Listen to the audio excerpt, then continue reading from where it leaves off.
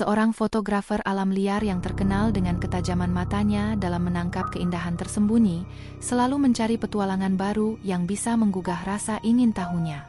Malam itu, ia sedang duduk di kafe kecil di pinggiran kota, mendengarkan cerita dari seorang penduduk lokal yang bercerita tentang sebuah dusun yang terlupakan di pedalaman hutan. Dusun Bayangan, begitu tempat itu disebut, terletak jauh dari peradaban modern dan konon katanya, waktu berhenti di sana, Bima merasa tertantang. Sebagai seorang yang skeptis terhadap hal-hal mistis, ia lebih tertarik pada kemungkinan menemukan pemandangan yang belum pernah dilihat orang lain daripada cerita-cerita horor. Jadi, ketika penduduk lokal itu menyelesaikan ceritanya dengan peringatan agar tidak pergi ke sana, Bima justru semakin bersemangat untuk membuktikan bahwa cerita itu hanyalah mitos belaka. Keesokan harinya, Bima menyiapkan peralatannya, kamera DSLR, tripod, lensa tambahan, serta bekal makanan dan air untuk perjalanan panjang. Ia menggunakan peta tua yang ia temukan di perpustakaan kota sebagai petunjuk arah. Menurut peta itu, Dusun Bayangan terletak di ujung sebuah jalan setapak yang hampir tidak terlihat di tengah hutan lebat. Perjalanan dimulai di bawah langit yang cerah, tetapi semakin jauh ia melangkah ke dalam hutan, suasana mulai berubah. Pepohonan tinggi dan lebat menghalangi sinar matahari, menciptakan bayangan-bayangan gelap yang bergerak seiring angin bertiup. Suara-suara alam yang biasa ia dengar, seperti kicauan burung dan gemerisik daun, perlahan-lahan menghilang, digantikan oleh keheningan yang mencekam. Setelah berjam-jam berjalan tanpa menemukan tanda-tanda kehidupan, Bima akhirnya tiba di sebuah celah di antara pepohonan yang membuka ke sebuah jalan setapak yang menurun ke sebuah lembah. Di ujung lembah itu, Bima melihat sekilas bangunan-bangunan kayu yang tampak sudah tua dan lapuk. Jantungnya berdebar kencang saat ia menyadari bahwa ia telah menemukan Dusun Bayangan. Saat ia melangkah masuk ke dalam dusun, Bima merasa ada sesuatu yang aneh. Udara di sana terasa lebih dingin daripada di hutan, dan tidak ada suara sama sekali. Tidak ada angin, tidak ada binatang, bahkan langkah kaki Bima di atas tanah berdebu pun tidak menghasilkan suara. Ia melihat jam tangannya dan terkejut saat menyadari bahwa jarum jam berhenti bergerak tepat pada saat ia memasuki dusun itu. Meskipun perasaan takut mulai merayap di dalam dirinya, Bima menepisnya. Ia terus melangkah, memutuskan untuk mendokumentasikan dusun ini dengan kamera yang selalu menjadi sahabat setianya. Bima menjelajahi dusun dengan hati-hati. Setiap rumah yang ia lewati tampak kosong dan tidak terawat, namun setiap pintu yang terbuka seakan-akan mengundang untuk dimasuki. Di ujung jalan setapak yang berdebu, Bima menemukan sebuah rumah yang tampaknya lebih besar dan lebih terawat daripada yang lain. Dinding kayunya, meski mulai lapuk, masih berdiri kokoh, dan pintu depan yang tertutup rapi tampak menantangnya untuk masuk. Dengan hati-hati, Bima mendorong pintu itu. Suara derit kayu yang keras membuatnya merinding, tetapi ia tetap melangkah masuk. Di dalam, suasana sama suramnya dengan di luar. Cahaya redup dari jendela yang tertutup tirai tipis menerangi ruangan yang dipenuhi dengan debu dan sarang laba-laba. Di tengah ruangan, sebuah meja kayu besar berdiri dengan sebuah jam dinding tua tergantung di atasnya. Bima mendekati jam itu dan melihat bahwa jarumnya juga berhenti bergerak, menunjukkan waktu yang sama dengan jam tangannya. Perasaan aneh semakin kuat di dalam dirinya, seolah-olah tempat ini menolak untuk bergerak maju, terjebak dalam momen yang tidak pernah berubah. Saat ia terus menjelajahi rumah itu, Bima menemukan sebuah tangga yang mengarah ke lantai atas. Dengan rasa penasaran yang bercampur ketakutan, ia mulai menaiki tangga itu. Setiap langkah yang ia ambil membuat lantai kayu berderit, seolah-olah menjerit karena kehadirannya. Di lantai atas, Bima menemukan sebuah kamar tidur yang masih tertata rapi meski penuh debu. Di sudut kamar, ia melihat sebuah kotak kayu yang tampaknya penting. Bima mendekati kotak itu dan membukanya perlahan. Di dalamnya, ia menemukan beberapa surat tua yang sudah menguning, tetapi masih terbaca. Surat-surat itu bercerita tentang seorang kepala dusun yang mencatat kejadian-kejadian aneh yang menimpa dusun ini beberapa dekade lalu. Dalam surat terakhirnya, kepala dusun itu menulis tentang malam ketika waktu tiba-tiba berhenti dan para penduduk mulai menghilang satu persatu. Di akhir surat, ada sebuah catatan singkat yang membuat darah Bima membeku. Mereka datang dari bayangan, dan mereka tidak akan pergi sampai dosa kita ditebus. Malam mulai menjelang, dan Bima memutuskan untuk tetap berada di rumah itu, karena kegelapan di luar tampak terlalu menakutkan untuk dihadapi. Ia duduk di kursi di dekat jendela, mencoba memahami apa yang telah ia baca.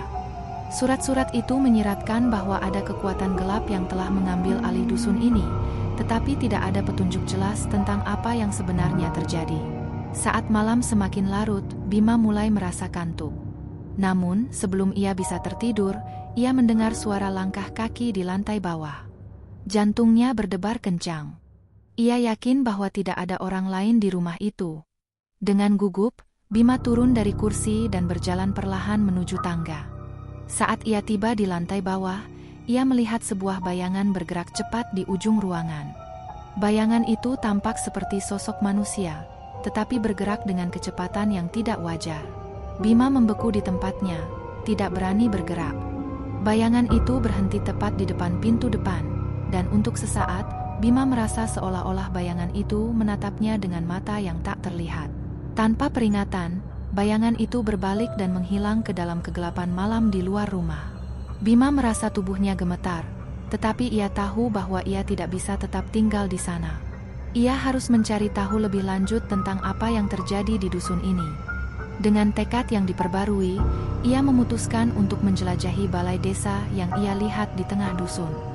Balai desa terletak di tengah-tengah dusun, dikelilingi oleh pepohonan tinggi yang menciptakan bayangan gelap di sekitarnya. Bangunan itu tampak lebih besar dan lebih kokoh daripada rumah-rumah lain di dusun, seolah-olah dibangun untuk menghadapi kekuatan alam yang paling kuat sekalipun. Bima membuka pintu balai desa dengan hati-hati. Di dalam, ia menemukan sebuah ruangan besar dengan langit-langit tinggi yang dipenuhi sarang laba-laba. Di dinding, tergantung beberapa lukisan yang menggambarkan pemandangan dusun pada masa lalu, saat masih penuh kehidupan dan keceriaan. Namun, satu lukisan besar menarik perhatian Bima. Lukisan itu menggambarkan sekelompok orang berkumpul di alun-alun, dengan ekspresi wajah yang tampak suram dan tegang. Di antara mereka, Bima mengenali wajah wanita yang ia lihat di rumah tua tadi. Di tengah ruangan, terdapat sebuah meja panjang dengan beberapa buku tua yang tertumpuk di atasnya. Bima mendekati meja itu dan mulai membuka buku-buku itu. Buku-buku itu berisi catatan harian kepala desa yang mencatat peristiwa-peristiwa aneh yang terjadi sebelum waktu berhenti. Bima membaca dengan seksama, mencoba memahami apa yang sebenarnya terjadi di dusun ini. Menurut catatan itu, penduduk dusun mulai mengalami mimpi-mimpi aneh yang melibatkan bayangan gelap yang mengintai di hutan. Mereka merasa diikuti oleh sesuatu yang tidak terlihat, tetapi selalu ada di dekat mereka. Beberapa penduduk bahkan mulai menghilang tanpa jejak, meninggalkan hanya pakaian mereka yang tersisa di tempat terakhir mereka terlihat. Dalam catatan terakhirnya, kepala desa menulis tentang sebuah ritual yang dilakukan oleh sekelompok penduduk untuk menghentikan bayangan itu. Mereka percaya bahwa dengan menghentikan waktu, mereka bisa mengurung bayangan itu selamanya. Namun, ritual itu gagal dan sebagai akibatnya, mereka semua terjebak dalam waktu yang berhenti. Bima merasa ngeri membaca catatan itu. Ia sadar bahwa bayangan-bayangan yang menghantui dusun ini bukanlah sekadar imajinasi penduduk, tetapi sesuatu yang nyata dan berbahaya. Ia harus mencari cara untuk membebaskan dusun ini dari kutukan waktu yang terhenti. Saat Bima menutup buku terakhir, ia mendengar suara langkah kaki di luar balai desa. Ai Seger Kilyar dan melihat sekeliling. Di alun-alun, ia melihat bayangan yang sama seperti yang ia lihat di rumah tua. Kali ini, bayangan itu tidak bergerak cepat, melainkan berdiri diam di tengah alun-alun, seolah-olah menunggunya. Bima merasa ketakutan, tetapi ia tahu bahwa ia tidak bisa lari. Bayangan itu sepertinya memiliki tujuan tertentu, dan Bima harus mengetahui apa itu. Ia berjalan mendekati bayangan itu, dan semakin dekat ia mendekat, semakin jelas sosok bayangan itu. Bayangan itu tampak seperti seorang wanita dengan rambut panjang yang tergerai, tetapi wajahnya tertutup oleh kegelapan. Ia berdiri di sana dengan tenang, tidak bergerak dan tidak bersuara. Namun, ketika Bima mendekatinya, ia merasakan sesuatu yang aneh, sebuah dorongan kuat untuk mengikuti bayangan itu. Tanpa berkata apa-apa, bayangan itu berbalik dan mulai berjalan menuju hutan di pinggir dusun. Bima merasa ragu, Tetapi ia tahu bahwa ini mungkin satu-satunya cara untuk menemukan jawaban atas misteri yang menyelimuti dusun ini. Ia mengikuti bayangan itu dengan langkah hati-hati, menyadari bahwa hutan di depan mereka semakin gelap dan tidak bersahabat. Bayangan itu memimpin Bima melalui hutan yang lebat, melewati jalan setapak yang hampir tidak terlihat di antara pepohonan tinggi. Mereka berjalan dalam diam selama beberapa waktu, hingga akhirnya mereka tiba di sebuah tanah lapang yang dikelilingi oleh pohon-pohon tua. Di tengah tanah lapang itu, terdapat sebuah batu besar yang tampaknya digunakan sebagai altar. Bayangan itu berhenti di depan altar, dan Bima melihat ada sesuatu yang terukir di batu itu. Ia mendekati altar dan melihat bahwa ukiran itu adalah simbol-simbol aneh yang tidak ia mengerti.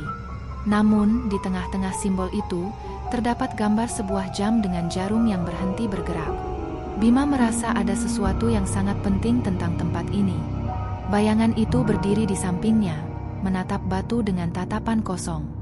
Bima tahu bahwa ia harus melakukan sesuatu, tetapi ia tidak tahu apa yang harus dilakukan. Tiba-tiba, bayangan itu bergerak, mengulurkan tangannya ke arah Bima.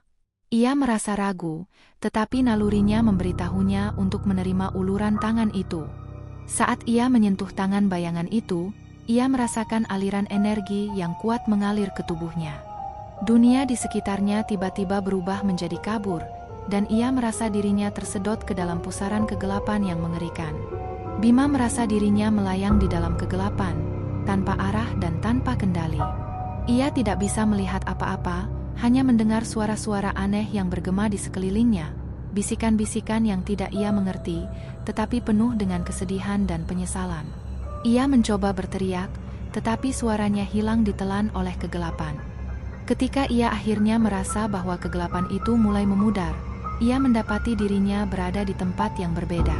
Ia berdiri di tengah alun-alun dusun, tetapi sekarang dusun itu tampak berbeda. Bangunan-bangunan di sekelilingnya terlihat lebih baru, dan di alun-alun, penduduk dusun berkumpul dengan wajah yang serius dan tegang.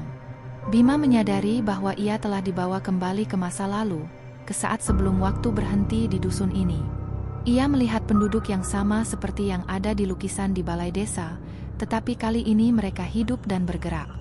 Di tengah mereka, Bima melihat wanita yang sama, wanita yang bayangannya ia ikuti. Wanita itu berdiri di depan sebuah jam besar yang berdiri kokoh di tengah alun-alun. Jam itu tampak sangat tua, tetapi jarumnya yang berhenti pada waktu yang sama dengan jam-jam lainnya di dusun itu masih terlihat jelas. Wanita itu menatap jam itu dengan tatapan penuh kesedihan, dan Bima merasakan bahwa ia menyimpan rahasia yang sangat besar. Bima mencoba mendekati wanita itu, tetapi sebelum ia bisa bicara, suara dentang jam terdengar keras di seluruh alun-alun. Penduduk dusun berhenti bergerak, dan waktu seolah-olah berhenti. Bima merasakan dunia di sekelilingnya mulai memudar, dan ia kembali tersedot ke dalam pusaran kegelapan. Ketika Bima membuka matanya, ia kembali berada di tanah lapang di hutan, di depan altar batu besar. Bayangan wanita itu tidak lagi ada di sana, tetapi Bima tahu bahwa ia harus menyelesaikan sesuatu yang telah dimulai di masa lalu.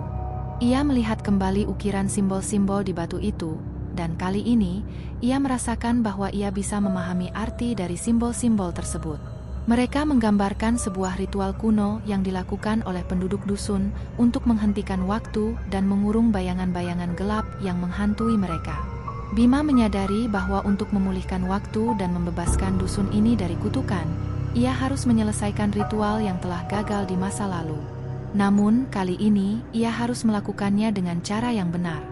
Ia mengeluarkan jam saku yang ia temukan di rumah tua dan meletakkannya di atas altar. Dengan hati-hati, ia mulai melafalkan mantra yang ia ingat dari buku di balai desa. Suara mantra itu bergema di dalam ruangan, menciptakan getaran yang menggetarkan tanah di bawah kakinya. Saat ia melafalkan mantra itu, bayangan-bayangan dari masa lalu mulai bermunculan di sekelilingnya. Mereka adalah penduduk dusun yang terperangkap dalam momen terakhir mereka, mengulang-ulang kesalahan yang sama. Mereka menatap Bima dengan tatapan penuh harap, seolah-olah menunggu kebebasan yang dijanjikan. Bima merasakan beban berat di dalam hatinya. Ia tahu bahwa untuk menyelesaikan ritual ini, ia harus melakukan pengorbanan besar. Namun, ia tidak tahu apa yang harus ia korbankan. Tiba-tiba, sebuah pikiran melintas di benaknya.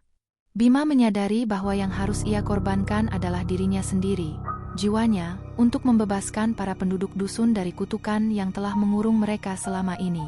Dengan tekad kuat, Bima menyelesaikan mantra itu. Saat ia mengucapkan kata-kata terakhir, jam di altar mulai bergerak, dan bayangan-bayangan di sekelilingnya mulai memudar. Namun, sebelum semuanya berakhir, Bima merasakan sesuatu menarik jiwanya, seolah-olah bagian dari dirinya terlepas dan tertarik ke dalam jam itu. Saat Bima membuka matanya, ia mendapati dirinya berada di tepi hutan, tempat ia pertama kali tiba. Matahari pagi bersinar lembut di antara pepohonan, dan suara burung-burung kembali terdengar.